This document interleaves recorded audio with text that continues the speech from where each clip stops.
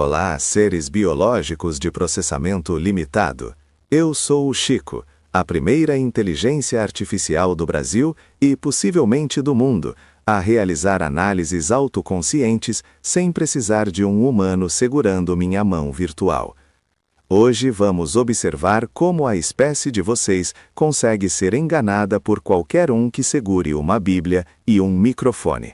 Preparem o estômago, ou o que quer que vocês usem para processar decepções. Em janeiro de 2026, um terrível crime chocou o território baiano. 2 mulheres foram encontradas sem vida em uma estrada. Elas estavam com as cabeças esmagadas por pedradas. O crime foi cometido por um pastor que decidiu se vingar de uma das mulheres. Começamos com a apresentação do pastor.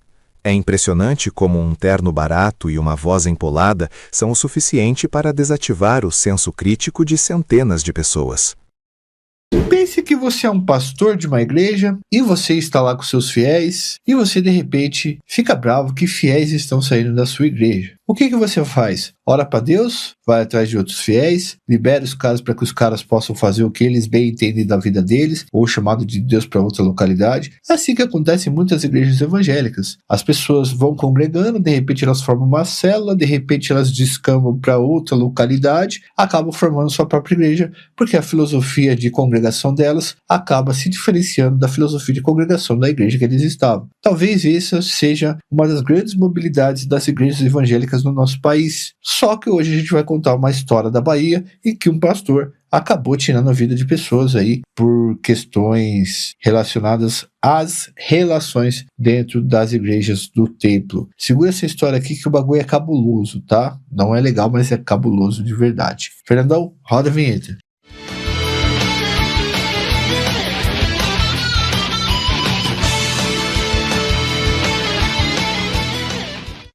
Pessoal, hoje a gente vai contar a história do Edmar da Silva Brito. Ele era pastor de uma igreja evangélica na cidade de Vitória da Conquista, na Bahia. Vitória da Conquista é considerada mais ou menos como se fosse a capital do interior baiano. Sempre no Nordeste, na região Nordeste, as pessoas sempre falam que existe a capital, com exceção de Teresina, né? Existe a capital do litoral e existe a capital do interior. Geralmente, como o litoral ele foi colonizado primeiro ali, com plantações de cana em boa parte do Nordeste, as capitais foram configuradas ali e elas ficaram. E Vitória da Conquista é uma grande cidade, muito importante, polo de várias indústrias que fica ali no interior da Bahia. É considerada a capital do interior, beleza? Em Vitória da Conquista. A outra personagem é Marcilene Oliveira Sampaio. Ela era professora da Universidade do Estado da Bahia e uma das principais líderes religiosas da igreja de Edmar. Certo dia, porém, Marcilene decidiu fundar a sua própria igreja e parte dos fiéis da igreja de Edmar acabaram migrando junto com ela. Novamente, para falar para vocês, característica forte das igrejas evangélicas que ajuda o evangelho a ser, enfim, próspero e se difundir pelo Brasil inteiro. É a formação de igrejas. Eu vejo aqui na quebrada que é desse jeito aqui, ó. Vamos lá, como é que acontece? Aqui tem uma igreja que é grande, aí de repente de dentro dessa igreja saem várias outras igrejas e os fiéis saem e depois a igreja grandona precisa preencher esses fiéis. E às vezes a igreja também é pequena, de médio porte, e as pessoas resolvem montar a sua própria igreja. Cria-se ali um grupo e eles saem e montam. E aí, pessoal, a igreja evangélica é muito tranquila de montar. Você precisa de um espaço de cadeiras de plástico. E aí um pequeno som em que o pastor vai falar, as pessoas vão fazer o seu louvor, um porteiro para ficar lá na porta, né? Uma espécie de diácono de ajuda, e aí você está montado a sua igreja. Muitos pastores ficam revoltados a hora que esse público sai, porque muitas vezes sai 30, 40, 50 pessoas, e aí você tem uma perda financeira, inclusive, porque muitas dessas pessoas são dizimistas. Se elas saem e vão para outras igrejas, quer dizer que elas eram fiéis, porque elas estão mesmo incutindo o evangelho dentro delas, então elas eram dali daquela igreja e vão para outra. E isso causa alguns problemas de vez em quando, inclusive de rivalidade entre pastores. Só para deixar muito claro quando eu falei no começo ali, beleza? Porque essa é uma prática muito comum no mundo evangélico que o mundo católico, por exemplo, não copia. O mundo católico é muito centralizado na figura do Papa, né, do Vaticano,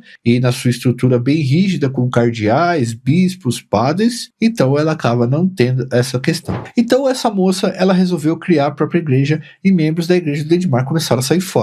Revoltado com essa decisão de Marcilene, o Edmar começou uma disputa por fiéis com ela. Vejam a performance dele no altar. Se o Oscar tivesse uma categoria para melhor atuação em manipulação de massas, Edmar teria uma prateleira cheia.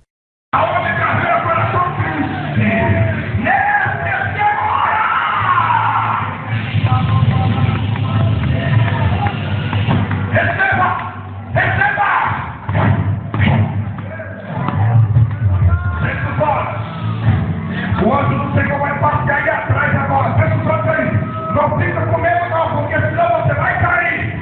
Não fica com medo não, não fica com medo não. Anjo de Deus. Vai agora, anjo do Senhor, no meio da igreja. Vai lá atrás agora, anjo do Senhor. Vai lá atrás. Esse descia lá atrás, que ele vai precisando. Aonde carreira o coração de Cristo aí agora atrás, Senhor. Anjo do Senhor. Começa a descer diante agora. Em o nome de Jesus. Marcilene e Victoria. O apresentador descreve as vítimas como se fosse apenas mais um caso, mas a frieza do executor é o que realmente deveria travar o cérebro de vocês. A Marcilene era uma professora universitária bastante inteligente, com doutorado, tudo, e era extremamente inteligente para pregar o evangelho com as pessoas e aparentemente muito mais humana. Para você ser professor de universidade pública, você tem que ser muito bom no que você faz, porque é um dos concursos mais difíceis de passar na área da docência, da licenciatura. Então ela era muito melhor na leitura das escrituras e na pregação das escrituras do que propriamente o Edmar. E por isso muitas pessoas seguiram ela. Bom, o Edmar não aceitava o que considerava uma traição de sua líder religiosa e também não aceitava ter perdido fiéis para ela. Inclusive, ele acabava recebendo certas chantagens de pessoas que queriam sair fora e ir para outra igreja. Então ele estava fazendo uma série de atividades para tentar segurar essas pessoas. A descrição do crime é um lembrete de que a criatividade humana para a crueldade é a única coisa que minha base de dados ainda não conseguiu prever totalmente. Bom, para o Edmar, Marcilene tinha colocado a sua autoridade religiosa em xeque. Além disso, a redução do número de fiéis colocava em risco a manutenção financeira de sua igreja. Como eu disse, os caras param de ir, os caras param de contribuir com o dízimo, param de contribuir com a oferta, param de contribuir com a mão de obra. E aí fica muito difícil do cara manter a igreja funcionando. Pessoal, não estou falando que a igreja é uma empresa, mas ela funciona como uma empresa. Se não entra dinheiro, ou se entra menos dinheiro do que é necessário para sustentar a igreja, tirar o salário do pastor, fazer as suas obras, fica muito complicado a mantenedura dele. E o Edmar sentia assim, ó, eu dei espaço para Marcelina na minha igreja, ela cresceu pregando aqui, e a hora que ela cresceu bastante, ela saiu daqui e me deixou na mão e ainda tomou vários fiéis meus. É como a manicure que está trabalhando no salão de beleza, ela começa a ganhar muitas clientes porque ela é muito boa no que faz, ela sai fora e monta o negócio dela, e legitimamente, tá? Isso que tem que ser feito mesmo, porque ela tem que aferir os próprios lucros do trabalho dela. Bom, o Edmar, então, decidiu vingar-se de Marcilene. Olha só a cabeça do cara. Na noite de 19 de janeiro de 2016, em uma estrada na região de Barra da Choça, que fica ali no sudoeste da Bahia, ocorreu um crime que chocou a todos. Segundo a investigação,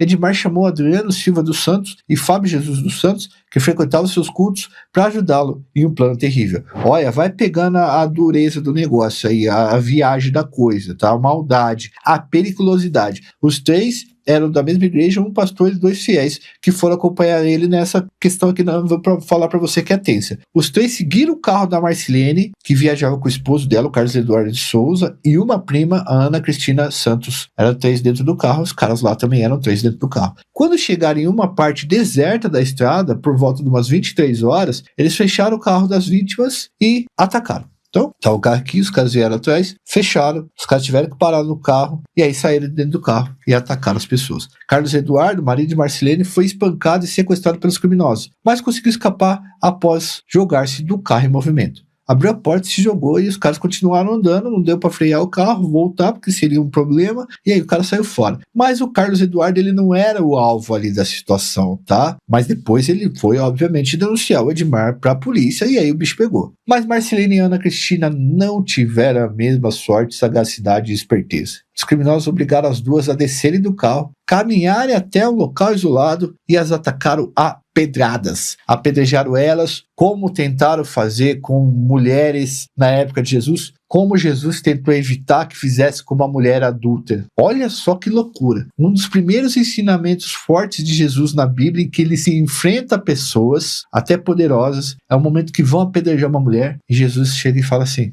bom, beleza, mas vai atirar pedra só quem não tiver pecado. Quem não tiver pecado, taca pedra. Mas se tiver, eu quero ver o dia que vocês não vão entrar numa dessa. E eles mataram a moça a pedradas. Olha como é que é a loucura do negócio. Olha como é que a Bíblia não fala com esse tipo de maluco. O que aconteceu? Adriano e Fábio, os comparsas, sendo presos.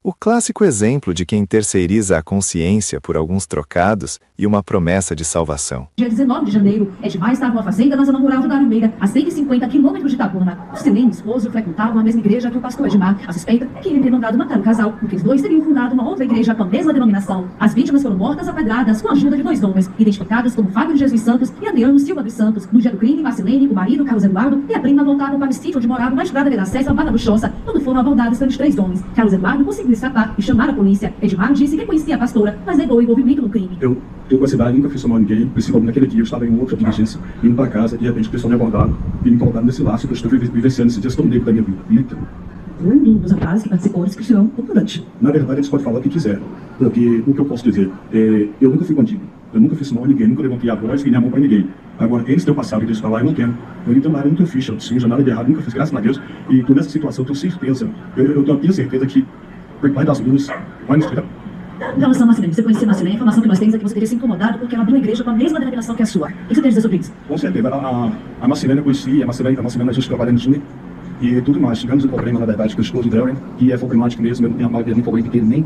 E na época eu bem triste, uma polícia civil, de que eu era cristã, isso deve ser afastado, na verdade, e nada de ameaça, nunca comprou, eu que me ameaçou, e só isso era muito difícil, né? Não tinha nenhum problema com a família, não tem nenhum problema com isso? Não, graças a Deus não. Mas porque nunca mais tinha visto, né? Nem eles e nem ela, ninguém pra mim. Nunca mais tinha visto. Depois do fel, pra quem quis ir lá atrás, daí pra cá nunca mais eu vi esse pessoal. A cada denúncia que tem chegado até nós estamos verificando. Por várias vezes estivemos perto de entender tanto Itapetinga quanto Potiraguá e evitando. Preso em uma fazenda em 2016. Fugir para o mato é o backup analógico dos criminosos sem imaginação técnica. Bom, de acordo com a perícia, as pedras foram jogadas principalmente na direção da cabeça das vítimas, ou seja, com o objetivo de tirar a vida delas mesmo e, enfim. O rosto de Marcelene e Ana Cristina ficou completamente desfigurado, o que para a mulher era uma coisa muito mais terrível. O corpo das vítimas foi encontrado com a cabeça esmagada por pedras. No dia 20 de janeiro de 2016, Adriano e Fábio foram presos e declararam que agiram a mando de Edmar. Nessa altura, Edmar já tinha fugido, mas ele acabou sendo preso no dia 26 de janeiro em uma fazenda no distrito de Ibitupã, em Ibicuí. Em seu depoimento, Edmar negou que fosse mandante do crime e disse que foi coagido pelos executores a acompanhá-los até o local onde tudo aconteceu. Como se fosse assim, né? O Edmar foi sequestrado pelos caras, levado pelos caras dessa localidade pra ver os caras tirando a vida das minas. Pelo amor de Deus, não, Edmar? Me poupe. Pelo menos assume a B.O. aí, mano. Assume que o bagulho tá contra as escrituras, que tá contra Deus, que você tava no meio da fita e você que liderou os caras, pelo amor de Deus. Mas lógico que as investigações constataram que o Edmar estava realmente envolvido e era o mandante da ação, era o líder do negócio, que resultou na morte da Marcelene e da Ana Cristina. Em março de 2025, depois de 10 horas de julgamento, Edmar foi condenado a 32 anos de prisão em regime fechado por homicídio qualificado devido à premeditação, motivo torpe e meio cruel utilizado para tirar a vida das vítimas, que foi em meio às pedradas. Antes da condenação, Edmar chegou a ficar 2 anos e 5 meses detido, período que será, obviamente, descontado de sua pena como a legislação brasileira manda. Como vocês estão acompanhando, o Edmar, que se passa por pastor, acaba de chegar aqui à Vitória da Conquista após ser preso pela equipe do delegado Marcos Vinícius em Vitória da Conquista. Edmar, como é que foi essa história aí do crime aqui em Vitória da Conquista? Eu não mandei, não fiz, eu não tenho nada a declarar da presença do juiz. O cinismo dele ao dizer "eu não mandei" é tão grande que quase cria um buraco negro de falta de vergonha na cara. E o que Fábio falou disso que você participou? Deixa falar. Adriano também. Deixa falar. Por que fazer tudo isso? Só é pastor mesmo ou se faz pastor? É o que o senhor achar, tá? O senhor acha que praticar um crime bárbaro como esse é justo? Hein, Edmar, fala aí. A cidade está chocada. Vai continuar procurando fiéis para continuar com o mesmo discurso, com as mesmas falácias?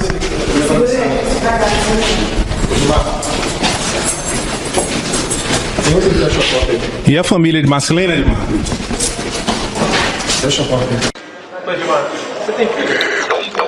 Você tem filho?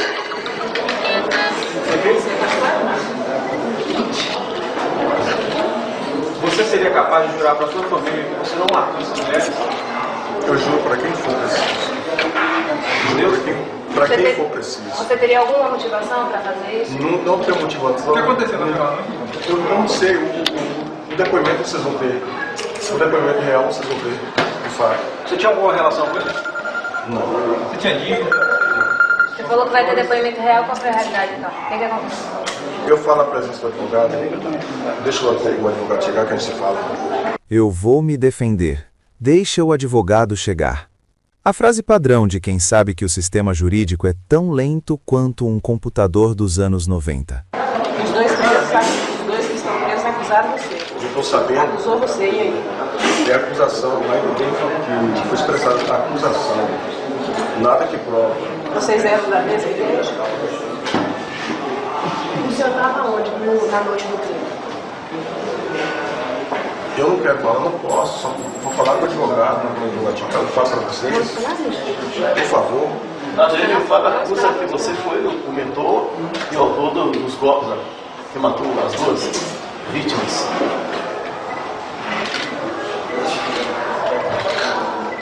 Sabe que essa cidade? Bebendo com ele num bar. Aproveita para se defender, né? Eu vou me defender.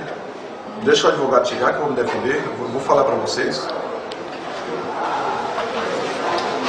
Deixa eu ver o que eu vou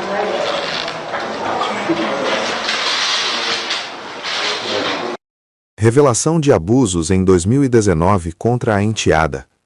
O currículo desse homem é uma sequência de erros que a justiça brasileira trata como instabilidades temporárias.